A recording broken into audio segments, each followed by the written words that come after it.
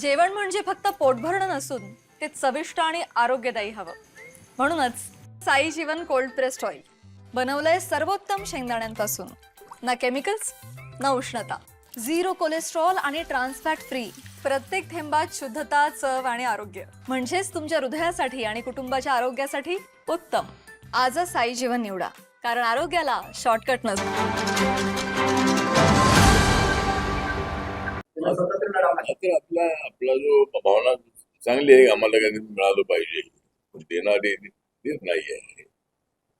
आणि आता अडचण अशी झालेली आहे की रिपब्लिकन पक्ष हा भाजप शिवसेनेसोबत आल्यानंतर बाळासाहेबांच्या भीमशक्ती सृष्टीच्या प्रस्तावानंतर आम्ही त्यांच्यासोबत आलो. आणि पूर्वी भाजप सेने युती होती. आरपीआय आल्यानंतर त्याला महायुती हा शब्द झाला. पण आता माननीय एकनाथ शिंदे आणि अजितदादा पवार साहेब हे महायुतीमध्ये आल्यानंतर रिपब्लिकन पक्षाला काय द्यावं असं बीजेपीला वाटत नाही आहे. कारण त्यांच्याकडे बीजेपीकडे एवढी गर्दी झालेली आहे की त्यांची माणसं सांभाळायची अशी आतापर्यंत त्यांच्या समोर आहे.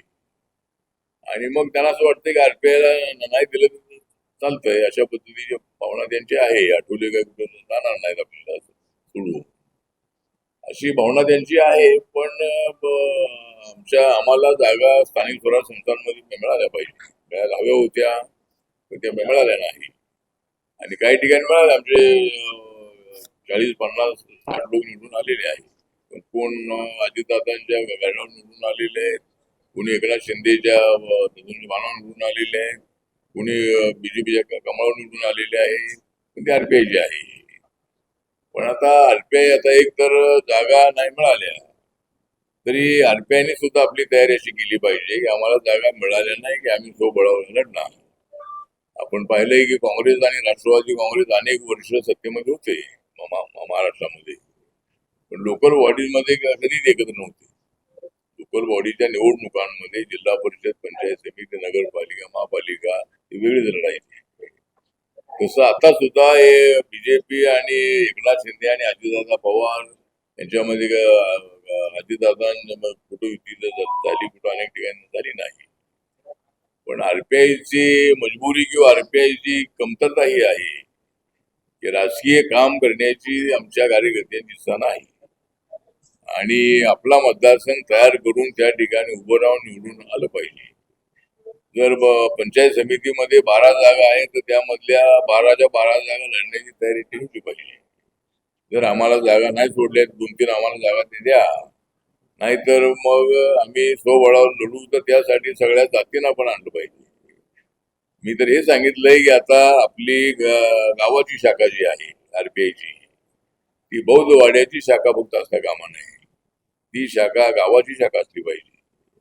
आणि त्या शाखेमध्ये मराठा आहेत, ओबीसी आहेत, हिंदू मुस्लिम आहेत, मातंग समाज आहे, बौद्ध समाज आहे, कर्मकार समाज आहे, त्या सगळ्यांना एकत्र करण्याच्या संबंधातली भूमिका तर आहेच आमची. पण जसा जो प्रयत्न जो आहे तो तर झाला पाहिजे. त्यामुळे भविष्यामध्ये असा आम्हाला प्रयत्न करणं आवश्यक आहे. आणि दुसरी गोष्ट अशी आहे की आता आम्हाला एमएलसी देतो असं देवेंद्र फडणवीस यांनी सांगितलेलं आहे. आता त्या 9 ज्या 10 एमएलसी ज्या निवडणुका झाल्या आपल्या आमदारांमधल्या, त्याच्यामध्ये आम्हाला एक सीट द्यायला हवी होती, पण ती काही ते दिली नाही आम्हाला त्यामध्ये. पण आता या ज्या 17 जागा ज्या जिल्हा परिषद आणि नगरपालिकेच्या स्थानिक स्वराज्य संस्थांच्या जागा आहे, ती जागा आम्ही मागितली नाही. कारण त्यामध्ये निवडून येणं थोडं अडचणीचं आपल्यासाठी. म्हणजे ते सगळ्या ह्याला म्हणजे त्या अडचणीत असल्यामुळे आम्ही काही मागणी केली नाही. पण आमची मागणी आहे की आता 5 ज्या गव्हर्नर नॉमिनी जागा आहे, त्या जागा मधली एक जागा आम्हाला मिळावी अशी आमची मागणी आहे. देवेंद्र मान्य केलेलं होतं. त्यानंतर 2 तरी महामंडळाचे अध्यक्षपद आम्हाला मिळावे आणि लवकरात लवकर महामंडळ करावे. आता 1.5 वर्ष होऊन गेलेलं आहे, सरकार येऊन आता 1.5 वर्ष होऊन गेलेलं आहे. त्यामुळं लवकरात लवकर आता सगळे इलेक्शन झालेले आहे आणि लवकरात लवकर महामंडळाची स्थापन करावे. आणि त्यामध्ये आता आमची अडचण पण ही आहे की आम्ही बीजेपीच्या याच्यामध्ये आहोत. म्हणजे आता बीजेपी, शिवसेना आणि राष्ट्रवादी जे आहे त्यांच्या वाटपाच्या नंतर मग बीजेपीकडला जो वाटा मिळालेला आहे त्या वाट्यामधून आम्हाला तो वाटा मिळेल आमचा जो आहे तो मिळाला पाहिजे. तर आपण जे म्हणाला आहे त्यामुळं तर आपला आभारच आहे की आम्हाला काहीतरी मिळावं अशी आपली इच्छा आहे, पण देणाऱ्यांची ती इच्छा तेवढी दिसत नाही आहे. त्यामुळं आम्हाला मिळण्यासाठी नक्की आमचा प्रयत्न सुरू आहे.